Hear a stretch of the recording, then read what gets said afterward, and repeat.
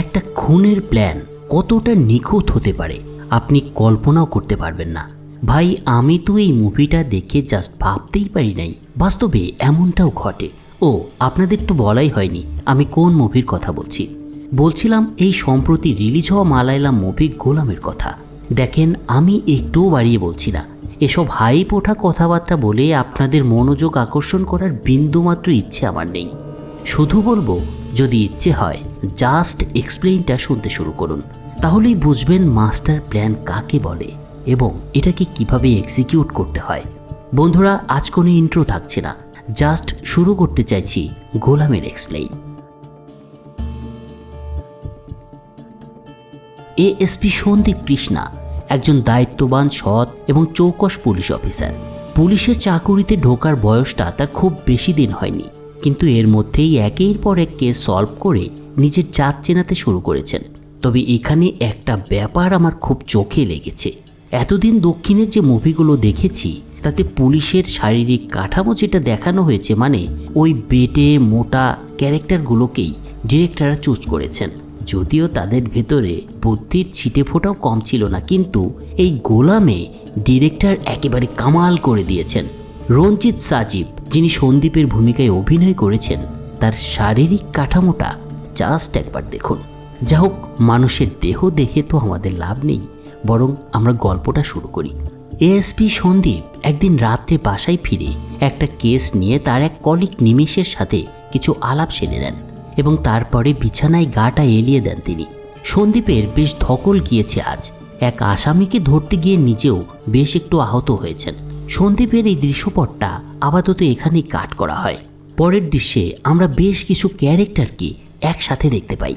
তবে এই প্রতিটা ক্যারেক্টারের সাথে আমরা মুভির কাহিনী গড়ানোর সঙ্গে সঙ্গে আরও ভালোভাবে পরিচিত হব। একটা রৌদ্র উজ্জ্বল স্নিগ্ধ সকাল। কিছু মানুষ সকালের ব্যস্ততার মধ্যে অফিসে যাওয়ার জন্য রেডি হচ্ছেন। যাদেরকে আমরা এখন দেখতে পাচ্ছি তারা সবাই ভিটেক নামে একটা টেকনোলজির অফিসে জব করেন। বিভিন্ন সেকশনে এদের কাজ থাকলেও সবার মধ্যেই খুব ভালো সম্পর্ক রয়েছে। তো সবাই এরা যার যার বাড়ি থেকে বের হয়ে কিছুক্ষণের মধ্যেই একে একে অফিসে প্রবেশ করেন। এই অফিসের বস আইজ্যাক জন ভীষণ কড়া টাইপের মানুষ।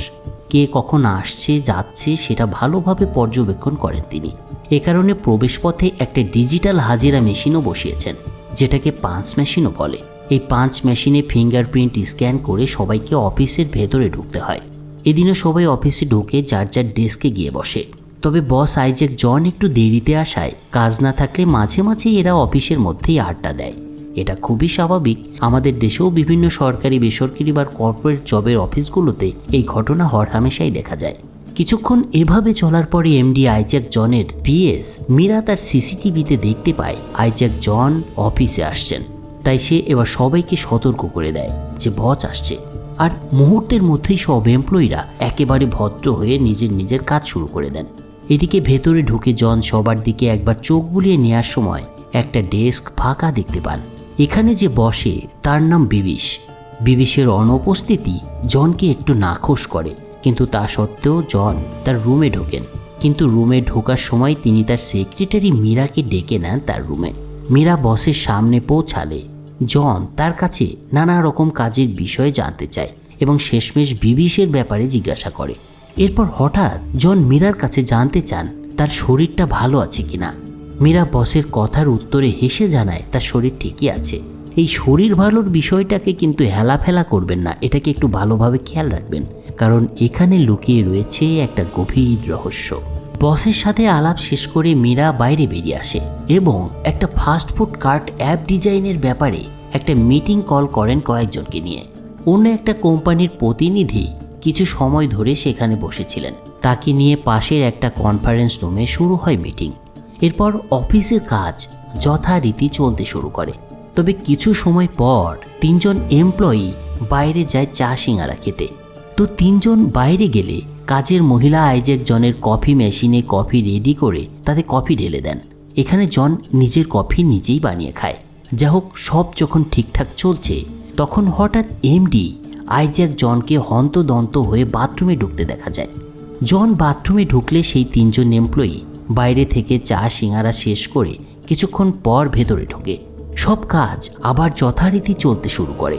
কিন্তু আইজ্যাক জন যে বাথরুমে ঢুকেছে এবং সে যে তখনও বাইরে বের হয়নি সেটা কারো খেয়াল হয় না। তবে ঠিক সেই সময় মিটিংয়ে থাকা এক এমপ্লয়ির কাছে গিবসন জর্জ নামে একজনের ফোন আসে। এই গিবসন হলো আইজ্যাক জনের ব্যবসায়িক পার্টনার। অনেকক্ষণ যাবৎ জনকে ফোনে না পেয়ে সে তাকে ফোন করেছে। তো অন্য বসের ফোন পেয়ে মিটিংয়ের মধ্যেই সেই এমপ্লয়ি বাইরে বের হয়ে আসে, কিন্তু জনকে তার রুমে দেখতে না পেয়ে অন্যদের কাছে সে যখন জানতে চায় তার বস কোথায়, তখন সবার মধ্যে হুঁশ ফেরে। আসলে প্রত্যেকেই যার যার কাজে এতক্ষণ ব্যস্ত ছিল, তাই আইজ্যাক জন বাথরুম থেকে যে বের হয়নি সেটা কারোর খেয়ালই হয়নি। কিন্তু এবার সবার মনে পড়ে তাদের বস এখনও বাথরুমে রয়েছে। জন বাথরুমে, এটা শুনে সেই কর্মী এবার বাথরুমের সামনে গিয়ে জনকে ডাকাডাকি করতে শুরু করে। কিন্তু কয়েকবার ডাকার পরেও যখন জনের কোনো সাড়া পাওয়া যায় না, তখন সে আরও জোরে ডাকতে শুরু করে। তবে তার এ ধরনের ডাকাডাকির কারণে সবাই এবার তার দিকে তাকায়। সবার মধ্যেই এবার একটু চিন্তার ভাব দেখা দেয়। এই অবস্থায় সব কর্মীরা ডেস্ক থেকে উঠে বাথরুমের দরজার সামনে চলে আসে। কর্মীদের মধ্যে রাজীব নামে একজন দরজার হাতল ধরে মোচড় দিয়ে দেখতে পায় সেটা ভেতর থেকে লক করা। ফলে অন্য এক কর্মচারী দৌড়ে পাশের রুম থেকে একটা এক্সট্রা চাবি আনতে যায়। চাবিটা দিয়ে যখন বাথরুমের দরজাটা খোলা হয়, তখন ভেতরের পরিস্থিতি দেখে সবার চিয়াল ঝুলে পড়ে। দেখা যায় ভিটেক ইন্টারন্যাশনালের এমডি আইজ্যাক জন মেঝেতে চিত হয়ে পড়ে আছেন। তার মাথাটা ডুবে আছে রক্তের মধ্যে। চমকানো অবস্থার মধ্যেই একজন জনের নাকের কাছে হাত নিয়ে দেখার চেষ্টা করে তাদের বসের শ্বাস প্রশ্বাস চলছে কিনা, কিন্তু সে দেখতে পায় এটার কোনো লক্ষণই নেই। তাই ওরা বুঝতে পারে অনেকক্ষণ আগেই মারা গিয়েছেন আইজ্যাক জন। এরপর স্বাভাবিকভাবেই খবর দেওয়া হয় পুলিশকে। কিছুক্ষণ পর এএসপি সন্দীপ কৃষ্ণার নেতৃত্বে কয়েকজন পুলিশ অফিসে এসে পৌঁছায়। এএসপি সন্দীপ কৃষ্ণাকে এই কেসটাকে বিশেষভাবে দেখার নির্দেশ দিয়েছেন পুলিশ প্রধান। আইজ্যাক জনের সাথে রাজ্যের এক মন্ত্রীর খুব ভালো সম্পর্ক রয়েছে, তাই এটা দুর্ঘটনা নাকি খুন সেটা ভালোভাবে উদ্ঘাটন করতে বলেছেন তিনি। সন্দীপ কৃষ্ণা প্রথমে বাথরুমে ঢুকে জনের মৃতদেহটা পরীক্ষা করেন, তবে সে সাথে করে একটা ফরেন্সিক দলও নিয়ে এসেছিল। লাশটাকে দেখে কিছু সময় ওয়েট করেন কৃষ্ণা। এরপরে ফরেন্সিক টিম প্রধান শার্লি এএসপি সন্দীপ কৃষ্ণাকে তার প্রাথমিক অবজারভেশন সম্পর্কে কিছু কথা বলতে শুরু করেন। তিনি বলেন ভিকটিমের সাথে ধস্তাধস্তি বা তার আশেপাশে কারোর উপস্থিতি পাওয়া যায়নি। আইজ্যাক জনের হাঁপানির সমস্যা ছিল, আর এ কারণে তিনি নিয়মিত ওষুধ খেতেন। শার্লির কথার এ পর্যায়ে অন্য এক ফরেন্সিক এএসপি সন্দীপ কৃষ্ণাকে জানান আইজ্যাক জনের পোশাকে কিছু দাগ পাওয়া গিয়েছে, তবে এটা কফির দাগ, কিন্তু সেটার আলামত সংগ্রহ করা হয়েছে। এই বিষয়টা শুনে সন্দীপ কৃষ্ণা বলেন, তাহলে কফিতে কোনো বিষক্রিয়া রয়েছে কি? শার্লি উত্তর দেয়, এটা তার মনে হয় না, কারণ বিষের প্রভাবে মারা যাওয়া ব্যক্তির দেহ থেকে এক ধরনের উৎকট গন্ধ বের হয়। এক্ষেত্রে সেটা সে দেখতে পায়নি। এছাড়া ভিকটিমের মুখে কোনো ফেনা বা বমির কোনো চিহ্নও পাওয়া যায়নি। মোটামুটি প্রাথমিকভাবে বলা যায় আইজ্যাক জন কোনোভাবে বাথরুমে হোঁচট খেয়ে পড়ে গিয়েছিলেন, আর উল্টোভাবে পড়ার কারণে মাথায় আঘাত পেয়ে হয়তো মারা গিয়েছেন আইজ্যাক জন। কিন্তু শার্লির এই কথায় দ্বিমত পোষণ করেন তরুণ এএসপি সন্দীপ কৃষ্ণা। তার ভাবনায় শুধু একটা বিষয় কাজ করছে, তিনি মেলাতেই পারছেন না শুকনো একটা রুমে একজন মানুষ হোঁচট খায় কিভাবে, আর হোঁচট খেয়ে মৃত্যুর বিষয়টা তো মেনে নেওয়া সম্ভবই নয়। তার ভাবনার মধ্যেই স্পটে পাওয়া আলামত এবং আইজ্যাক জনের ডেড বডিকে এবার ফরেন্সিকে নিয়ে যাওয়া হয়। ডেড বডিটা নিয়ে যাওয়ার পর এএসপি সন্দীপ কৃষ্ণা বাথরুমের হাতলটা পরীক্ষা করেন। সে দেখতে পায় ভেতর থেকে দরজাটা খোলার চেষ্টা করা হয়েছিল। জনই চেষ্টা করেছিল কিন্তু পারেনি। এরপর অফিস রুমে বসে জনের মৃত্যুটা দুর্ঘটনা নাকি মার্ডার সেই বিষয়ে বিভিন্ন যুক্তিতর্ক দিয়ে আলোচনা করতে শুরু করেন। তবে সহকারী পুলিশদের প্রায় সবাই একমত হয় যে এটা নিছক একটা দুর্ঘটনা। আইজ্যাক জন পা পিছলে পড়ে গিয়ে মাথায় আঘাত পেয়ে মারা গিয়েছেন। কিন্তু সন্দীপ কৃষ্ণা সহকারীদের কথা একেবারেই মানতে নারাজ। তাই সে তার সহকারীদের জনের সাথে যাদের সম্পর্ক রয়েছে তাদের বিষয়ে খোঁজ খবর নিতে নির্দেশ দেন। এর কিছু সময় পরে সিআই আব্দুল রহিম এএসপি সন্দীপ কৃষ্ণার কাছে জানান জনের দুজন স্ত্রী ছিল, কিন্তু এখন তারা দুজনই ডিভোর্সি। তাছাড়া জনের এক ভাই রয়েছে যে আমেরিকাতে এখন চাকরি করছে। জনের ব্যবসা নিয়ে তার কোনো ইন্টারেস্ট নেই। তবে জনের একজন পার্টনার রয়েছে যার নাম গিবসন জর্জ। দুবাইতে ব্যবসা আছে তার, কিন্তু এখন সে এখানেই আছে এবং কিছুক্ষণের মধ্যেই সে এখানে আসছে সেটা জানিয়েছে তাদের। তো তথ্যগুলো জানার পরে এএসপি সন্দীপ কৃষ্ণা অফিসের সবার ফোনগুলো কালেক্ট করার নির্দেশ দেন। এরপরে ফোনগুলো একটা ঝুড়িতে রেখে এএসপি সবাইকে একটা জায়গায় জড়ো করেন। তারপরে তিনি শুরু করেন তাদের জিজ্ঞাসাবাদ। ঘটনার সময় কে কোথায় ছিল, কি কাজ করছিল, বাথরুমের ভেতর থেকে তারা কোনো শব্দ শুনতে পেয়েছিল কিনা, এ ধরনের বিভিন্ন প্রশ্ন করার পর এমপ্লয়ীদের উত্তরগুলোও খুব স্বাভাবিকই হয়। মীরা জানায় তাদের বস যখন বাথরুমে ছিল তখন তারা সবাই ডেস্কে কাজ করছিল, আর সে সময় ভ্যাকুয়াম ক্লিনার দিয়ে পরিষ্কার কাজ চলায় তারা বাথরুমের ভেতরের কোনো কিছু শুনতে পায়নি। এমপ্লয়ীদের সাথে কথা বলা শেষ করে সন্দীপ কৃষ্ণা এবার অফিসের ভেতরের সিসিটিভি ফুটেজগুলো পরীক্ষা করতে শুরু করেন। জন যখন বাথরুমে ছিল তখন দুজন মহিলা স্টাফ একবার পানি আনতে বাথরুমের পাশে গিয়েছিল, তবে পানি ভরার জন্য যতটা সময় লাগে তার থেকে বেশি সময় তারা সেখানে থাকেননি। অর্থাৎ এতে বোঝাই যায় কোনো কর্মী জন বাথরুমে থাকা অবস্থায় সন্দেহজনকভাবে বাথরুমের দরজার কাছে যায়নি। কিন্তু তারপরেও কোনো সম্ভাবনাকেই উড়িয়ে না দিয়ে সন্দীপ কৃষ্ণা এক এক করে সবাইকে জিজ্ঞাসাবাদ করতে শুরু করেন। তাছাড়া প্রত্যেকের ব্যাগ চেক করার নির্দেশ দেন তিনি। এএসপির নির্দেশে সবাই একে একে ভেতরে ঢুকে অফিসারের মুখোমুখি হয়, কিন্তু কারো কাছ থেকেই সন্দেহজনক কোনো তথ্য বের করতে পারেন না তিনি। কিন্তু এক মহিলা কর্মীর ব্যাগ থেকে পাওয়া যায় এক কৌটা ঘুমের ওষুধ। এই ওষুধের বিষয়টা এএসপি সন্দীপ কৃষ্ণা মেয়েটির কাছে জানতে চাইলে সে জানায় বেশ কিছুদিন ধরেই তার ঘুমের সমস্যা চলছে, তাই এটা সবসময় তার সাথে তিনি রাখেন। এ কথার প্রেক্ষিতে এএসপি সন্দীপ কৃষ্ণা মেয়েটার কাছে প্রেসক্রিপশন দেখতে চায় এবং কোন দোকান থেকে সেই ওষুধটা কিনেছে সেটাও জানতে চায়। কিন্তু মেয়েটা উত্তরে বলে সে তার বাসার পাশের একটা ফার্মেসি থেকে এটা কিনেছিল, তবে প্রেসক্রিপশনের বিষয়টা সম্পর্কে সে কিছু বলতে পারে না। একথার পরেও সন্দীপ কৃষ্ণা তাকে সেখান থেকে চলে যেতে বলে। এরপর সে তার সহকারী কলিগ প্রবীণকে ফোন করে এই ওষুধের দোকান এবং কোন ডাক্তার প্রেসক্রিপশন দিয়েছে সেটার বিষয়ে খোঁজ নিতে বলে। এসপি সন্দীপ কৃষ্ণার এ ধরনের খুঁটিনাটি বিষয়ে জিজ্ঞাসাবাদের কারণে সিআই বেশ বিরক্ত হচ্ছিল, কারণ সেদিন সন্ধ্যায় তার একটা পার্টিতে যাওয়ার কথা ছিল। মুভির এ পর্যায়ে এসে এসপি সন্দীপ কৃষ্ণা যতটুকু তদন্ত করছিল তাতে সে এখানকার কোনো এমপ্লয়ীদের মাঝে সন্দেহজনক কিছু খুঁজে পায়নি, শুধু ওই ঘুমের ওষুধটা ছাড়া। আর এসব ভাবতে ভাবতে এসপি বাইরে বেরিয়ে আসেন। ঠিক সেই সময় প্রবীণ তাকে ফোন করে জানায় মেয়েটা ডক্টর কারিয়া কোসে নামে এক ডাক্তারের প্রেসক্রিপশনে এই ওষুধটা কিনেছিল তার বাসার পাশের একটা ফার্মেসি থেকে। কথা বলা শেষ করে এসপি সন্দীপ কৃষ্ণার পাশের একটা গাড়ির দিকে নজর যায়। সে দেখতে পায় সেই গাড়িটাতে কিছু আঁকাআঁকির চিহ্ন রয়েছে। এরপর কিছু একটা ভাবতে ভাবতে ভেতরে ঢুকে এই বিষয়টা সম্পর্কে জানতে চাইলে অরুণ নামের এক কর্মী উঠে বলে এটা তার ছেলে করেছিল গতকাল, মানে আঁকাআঁকির বিষয়টা। অরুণের কথা শুনে হঠাৎ তার কিছু মনে হয়, তাই অরুণের ফোনটা পরীক্ষা করে দেখতে চাইছে। কিন্তু গতকাল অরুণ কোথায় গিয়েছিল সেটা যখন গুগল ম্যাপে সে চেক করতে নেয় তখন অদ্ভুত একটা বিষয় খেয়াল করে কৃষ্ণা। যদিও এটা স্বাভাবিক মনে হবে, কিন্তু এএসপি সন্দীপ কৃষ্ণার কাছে এটা অস্বাভাবিক লাগে। বিষয়টা হলো ঘুমের ওষুধটা যে ডাক্তারের প্রেসক্রিপশনে কেনা হয়েছিল ঠিক সেই একই ডাক্তারের কাছে গতকাল অরুণও গিয়েছিল, আর এটাই তার কাছে অবাক লেগেছে। আর নিজের সন্দেহকে অবশ্যই কৃষ্ণা যাচাই করতে চায়।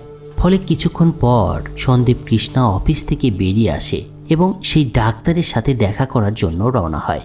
এই ডাক্তার কুরিয়া কোসেকে এসপি সন্দীপ কৃষ্ণা আগে থেকেই চিনত। এসপি সন্দীপ কৃষ্ণাকে দেখে ডাক্তার কুরিয়া কোসে একটু অবাকই হন। প্রাথমিক সৌহার্দ্য বিনিময়ের পর সন্দীপ কৃষ্ণা ডাক্তারের কাছে জানতে চান ভিটেক ইন্টারন্যাশনাল কোম্পানির বিষয়ে ডাক্তার কিছু জানেন কিনা। তার কথায় ডাক্তার এবার মাথা নাড়ায়, বলেন তিনি এই নাম কখনো শোনেননি। ডাক্তারের কথায় একটু অবাক হয় এসপি সন্দীপ কৃষ্ণা।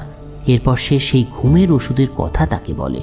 ডাক্তার জানায় এরকম অনেক রোগী তার কাছে প্রতিনিয়ত আসে, কিন্তু কে কোথায় কাজ করছে সেটা তো তার জানার দায়িত্ব নয়। কিন্তু এবার একটা চমকে যাওয়ার মতো কথা বলে সন্দীপ কৃষ্ণা।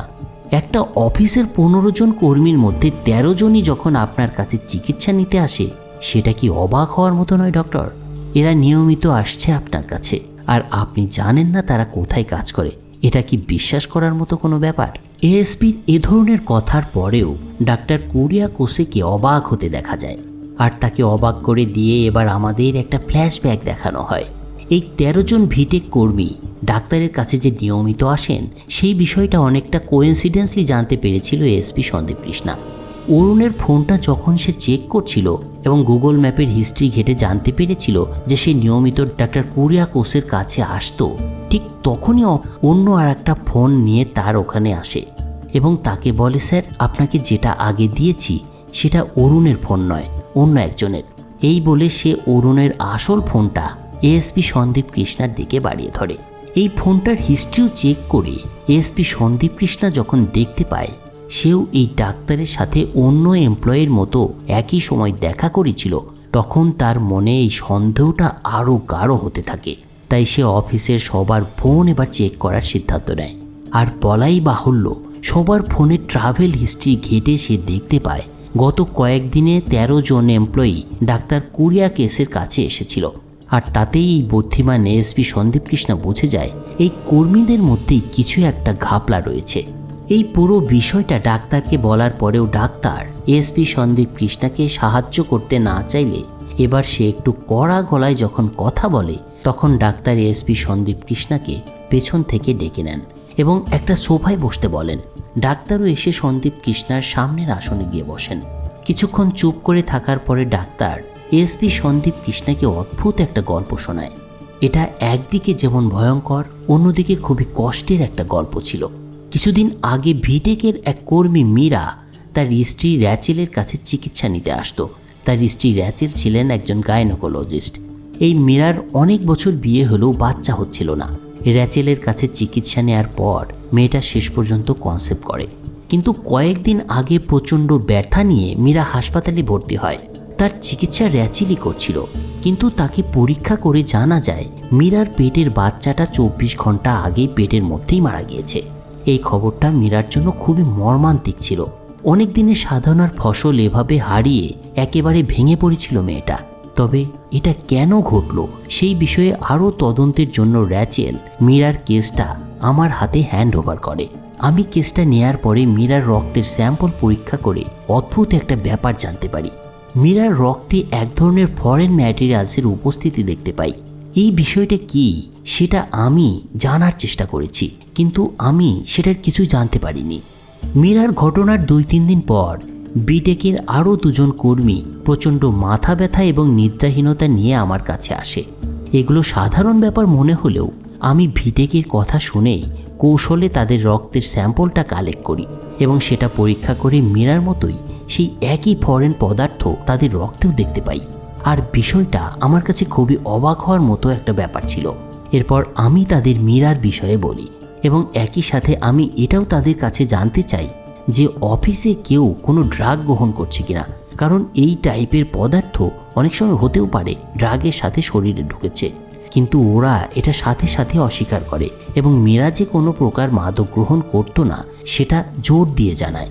এরপর আমি ওদের কাছে জানতে চাই, যেহেতু একই অফিসের 3 জনের দেহে একই পদার্থ পাওয়া গিয়েছে এবং তারা বিভিন্ন সমস্যায় ভুগছে, তাই তাদের অন্য কর্মীদের মধ্যেও কোনো সমস্যা তারা দেখতে পেয়েছে কিনা। আমার কথায় এবার দুজনেই একে অপরের মুখের দিকে তাকায়। তারপর তারা বলে তাদের মতো অনেকেই রয়েছে অফিসে। সেদিন রাতে ভিটেকের সব এমপ্লয়ি একই সাথে আমার কাছে আসে। এদের এক এক জনের এক এক রকম সমস্যা। অরুণ নামের একজনের চুল উঠে যাচ্ছে, তো ফায়াজ নামের আর একজনের চোখের সমস্যা দেখা দিচ্ছে। এরকম প্রায় সবার মধ্যেই কিছু না কিছু সমস্যা দেখতে পাই আমি। তাদের কাছ থেকে আমি এবার তাদের রক্তের স্যাম্পল কালেক্ট করি। এরপর তাদের কাছে আমি জানতে চাই অফিসে এমন কোনো ডিভাইস বা কিছু আছে কিনা যেটা রেডিয়েশন ছড়ায়। ওরা মাথা নাড়িয়ে না বলে। এ কথায় আমি এবার আরও অবাক হয়ে যাই, কারণ তাদের রক্তে এরকম ফরেন ম্যাটেরিয়াল ঢুকতে পারে এমন কোনো কিছুর সংস্পর্শে তারা আসেনি। তাহলে এটা কিভাবে তাদের রক্তে গেল, এটা নিয়ে প্রচণ্ড ভাবনা চিন্তা করতে থাকি। 1 সপ্তাহ পর তাদের রক্তের রেজাল্টটা পাওয়ার পর ঠিক সেটাই পাওয়া যায় যেটা মীরার রক্তে আমি পেয়েছিলাম।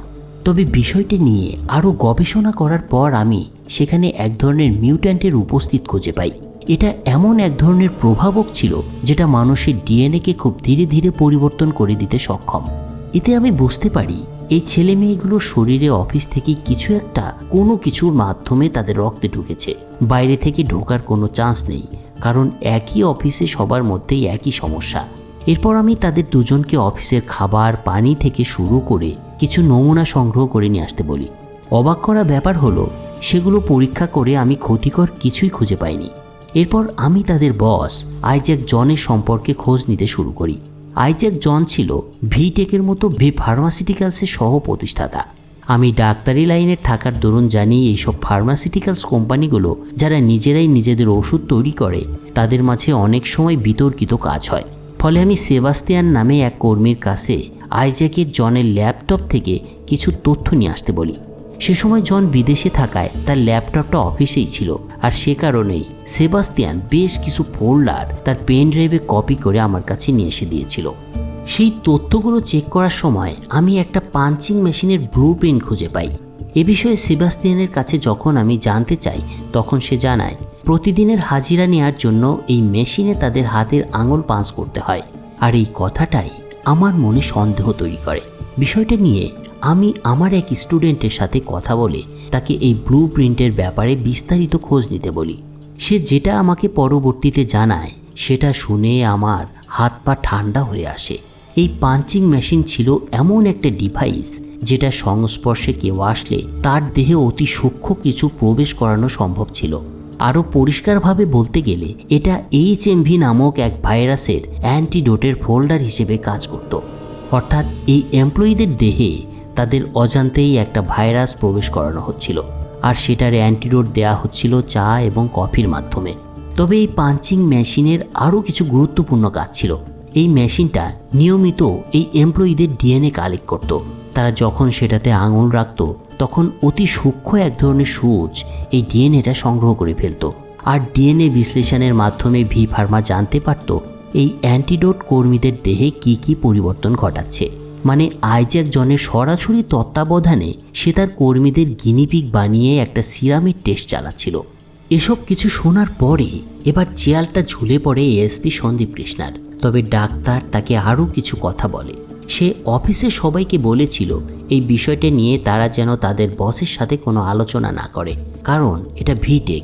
এই অ্যান্টিডোটের পরীক্ষায় সফল হলে বিশাল একটা বিপ্লব ঘটাতে চাইছিল তারা চিকিৎসা জগতে। ভাইরাস এবং অ্যান্টিভাইরাস যখন একটা কোম্পানির নিয়ন্ত্রণে থাকে তখন তারা পুরো বিশ্বকে নিয়ন্ত্রণ করতে পারে। তাই যদি এই জানাজানির বিষয়টা জনের কানে যায় তাহলে তাদের জীবন হুমকির মুখে পড়বে। কিন্তু এসব জানার পরে এমপ্লয়ীদের চোখে মুখে যে হতাশা আমি দেখতে পেয়েছি সেটা খুবই ব্যথিত করেছিল আমাকে। তবে আর একটা অবাক করা ব্যাপার হলো, গত সপ্তাহে জন দেশে ফিরে আসার পর সিসিটিভি ফুটেজ এবং পাঞ্চিং মেশিনটাও পাল্টে ফেলে। সেই সাথে যেভাবে তাদের অ্যান্টিডোট দেয়া হচ্ছিল, মানে সেই বিস্কুট কফি, সেগুলোকেও চেঞ্জ করে ফেলা হয়। আর এতে বোঝা যায় যেটা জনের জানার দরকার ছিল সেটা সে ইতিমধ্যেই জেনে ফেলেছিল। দুদিন আগে এই ছেলেমেয়েগুলো আমার কাছে এসেছিল এটা জানতে যে তারা আবার স্বাভাবিক জীবনে ফিরতে পারবে কিনা, কিন্তু আমি যতটুকু জেনেছি তাতে আমার মনে হয়েছিল না যে এটা আদৌ সম্ভব হবে। আমার কাছে এই কথাগুলো শোনার পর এই হতভাগ্য 13 জন মানুষের মন আরও ভেঙে যায়। কিন্তু এই কারণে তারা জনকে খুন করতে পারে সেটা আমার ঠিক বিশ্বাস হয় না। তবে কার মনে কি চলছে সেটা তো আর জানা সম্ভব নয়। তবে যদি এটা সত্যিও হয় সেটার বিচার আপনি কিভাবে করবেন সেটা আপনার ব্যাপার। এই বিস্তর একটা বক্তব্য দেওয়ার পরে থেমে যান ডাক্তার কুরিয়াকোসে। এর একটু পরে ডাক্তার ফার্মার ল্যাবটা কোথায় সেটা জানানোর অনুরোধ করে ভিটেকের অফিসে ফিরে আসেন এসপি সন্দীপ কৃষ্ণা। আসার পরে সে সবাইকে ছেড়ে দেয়। এরপর সে নিজেও বাড়িতে ফিরে আসে। কিন্তু এই সময়ের মধ্যে এসপি সন্দীপ কৃষ্ণার মাথা থেকে কখনোই যায়নি যে এটা একটা মার্ডার কেস এবং এই 13 জনের মধ্যে কেউ এটা ঘটিয়েছে, সে যেভাবেই হোক। তাই বিষয়টা নিয়ে সে এবার আরও ভাবতে শুরু করে। আর ঠিক সেই সময় একটা ব্যাপার সে খেয়াল করে, তার মেঝেতে একটা মরা তেলাপোকার দেহকে বেশ কিছু পিঁপড়া বয়ে নিয়ে যাচ্ছে। এই দৃশ্যটা দেখে এবার চমকে যায় এসপি সন্দীপ কৃষ্ণা। সে বুঝতে পারে এটা কোনো একজনের কাজ নয়, বরং 13 জন মিলেই একটা মাস্টার প্ল্যান তৈরি করে খুন করেছে আইজ্যাক জনকে। কিন্তু প্রশ্নটা হলো কিভাবে, সেটাই এবার ফ্ল্যাশব্যাকের মাধ্যমে আমাদের দেখানো হয়। জন তাদেরকে গিনিপিগ বানিয়েছে। বিষয়টা জেনে এই 13 জনের মধ্যে প্রতিশোধের আগুন দাউ দাউ করে চলছিল এবং আইজ্যাক জনকে পৃথিবী থেকে সরিয়ে দেওয়ার একটা সিদ্ধান্ত নিয়েছিল তারা। কিন্তু তারা জানতো সামনে তাদের দীর্ঘ জীবন পড়ে আছে। তাই সবাই একদিন একটা মিটিং করে এবং কিভাবে তারা জনকে খুন করবে সে বিষয়ে একটা প্ল্যান তৈরি করে। এই এমপ্লয়িরা সবাই একটা জিনিয়াস ছিল, কোনো এভিডেন্স না রেখে কিভাবে একজন মানুষকে মেরে ফেলা যায় সে বিষয়ে তারা ভালোভাবেই জানতো।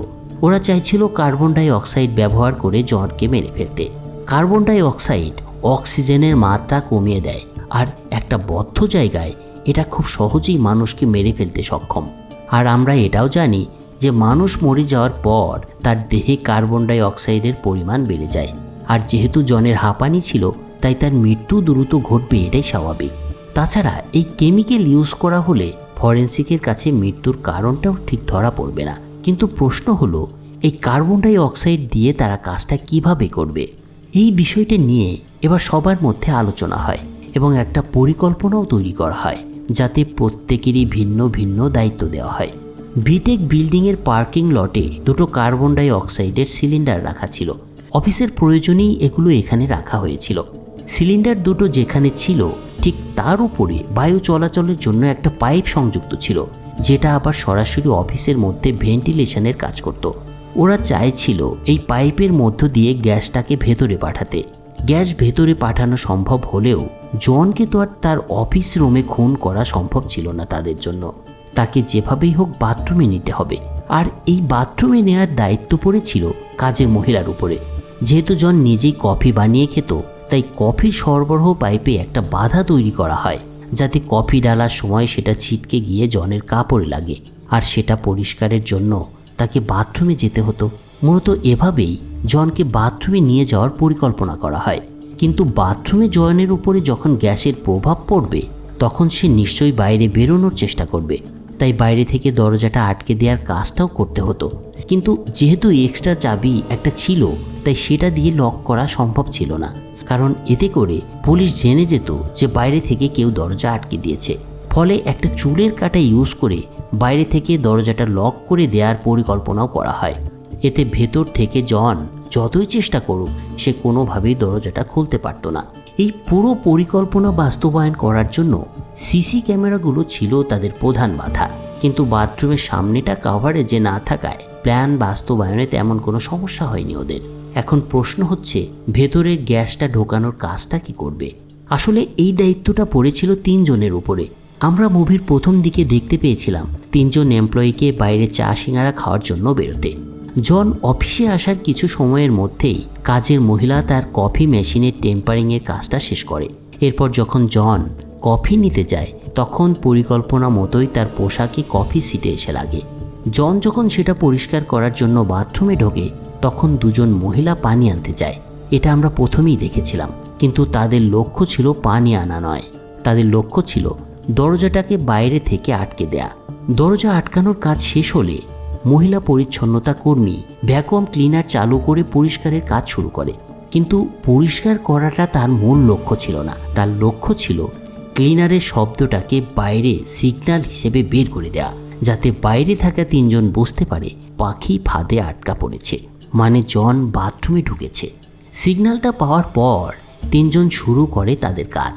তারা চা সিঙ্গারা নিয়ে এমন একটা জায়গায় এসে বসে যেখানটার কিছু অংশ সিসি ক্যামেরার আওতায় থাকলেও এর একটা অংশ সিসি ক্যামেরার বাইরে ছিল, আর সেই বাইরের অংশে গিয়ে বসে সেবাস্তিয়ান। ওরা ভান করে 3 জন মিলে গল্প করছে, কিন্তু দেখা যায় সেবাস্তিয়ান উঠে গিয়ে ভেন্টিলেশনের সাথে যুক্ত করা পাইপের সাথে গ্যাসের পাইপটাও সংযুক্ত করে দেয়। এদিকে মুহূর্তের মধ্যেই গ্যাস বাথরুমের ভেন্টিলেশন দিয়ে প্রবেশ করে সেই বদ্ধ বাথরুমে। আইজ্যাক জনের চোখে যখন এটা পড়ে তখন ভীষণ অবাক হয়ে যায় সে এবং দরজাটা খোলার চেষ্টা করে, কিন্তু বাইরে থেকে দরজা বন্ধ থাকায় তার চেষ্টা ব্যর্থ হয়। তাই সে এবার জোরে জোরে ডাকতে শুরু করে, কিন্তু ভ্যাকুয়াম ক্লিনারের শব্দে কারো কানেই তার ডাক পৌঁছায় না। মাত্র কয়েক মিনিটের মধ্যেই প্রচণ্ড শ্বাসকষ্টে মারা যায় আইজ্যাক জন। মোটামুটি 5 মিনিট পর ভ্যাকুয়াম ক্লিনার থেমে গেলে বাইরে থেকে গ্যাসের পাইপটা বন্ধ করে দেওয়া হয় এবং সব ঠিকঠাক করে দেওয়া হয় আবার। কিন্তু যে পাইপের মধ্যে দিয়ে গ্যাসটা ভেন্টিলেশনে ঢোকানো হয়েছিল সেটা পুড়িয়ে ফেলার দরকার ছিল। এই কারণে পাশের একটা জায়গায় কিছু পলিথিন আগে থেকেই জোগাড় করে রেখেছিল ওরা, সেগুলো পোড়ানোর সাথে পুড়িয়ে ফেলা হয় সেই পাইপ। আর মূলত এভাবেই পুরো মার্ডারের প্ল্যানটা বাস্তবায়ন করা হয় কোনো এভিডেন্স রাখা ছাড়াই। কিন্তু অপরাধ বিজ্ঞানীদের ভাষায় একটা কথা বলা হয়ে থাকে, কোনো মার্ডারই পারফেক্টলি হয় না, মানে কোনো মার্ডারের প্ল্যানই পারফেক্ট নয়। আর এক্ষেত্রেও সেটাই ঘটেছিল। ওরা সবাই কোনো এভিডেন্স না রাখলেও গুগল মামা কিন্তু সেটা ভুল করেনি একেবারেই। মানুষ নিজেও নিজের সম্পর্কে যেটা জানে না, গুগল ঠিকই সেটা জানে। এটার প্রমাণ আমরা আমাদের দৈনন্দিন জীবনে নিয়মিতই দেখি। আর তার কারণে এই প্রথম ক্লুটা পেয়ে যায় এএসপি সন্দীপ কৃষ্ণা। সেদিন রাতে সে এসব বিষয়গুলো একেবারেই পরিষ্কার হয়। শেষ পর্যন্ত সে বুঝতে পারে 13 জনের সম্মিলিত একটা পারফেক্ট প্ল্যানে খুন হয়েছে আইজ্যাক জন। তবে এটার জন্য জনের পাপই দায়ী। খুনিকে সেটা জানতে পারলেও এএসপি সন্দীপ কৃষ্ণার তখনও জানা বাকি ছিল ল্যাবের ঠিকানাটা কোথায়। কারণ সে বুঝতে পেরেছিল বি ফার্মার ল্যাবটা ধ্বংস করতে না পারলে কোনো লাভই হবে না। তাই সে ডাক্তারের থেকে ঠিকানাটা জেনে পরদিন সেখানে গিয়ে পৌঁছায়। কিন্তু সে ল্যাবটা ধ্বংস করতে পেরেছিল কিনা সেটা আর আমাদের দেখানো হয় না। তদন্ত কাজ শেষ করে এএসপি সন্দীপ কৃষ্ণা যখন চূড়ান্ত প্রতিবেদন দাখিল করেন, তখন সেখানে তিনি জনের মৃত্যুকে একটা অ্যাক্সিডেন্টালি ডেথ হিসেবে দেখান। কিন্তু তার বস তার এই প্রতিবেদন স্বীকার করতে চান না, কারণ তিনি জানতেন সন্দীপ কৃষ্ণা খুব চৌকস একজন অফিসার, সে নিশ্চয়ই কেসটা সঠিক সুরাহা করবেন।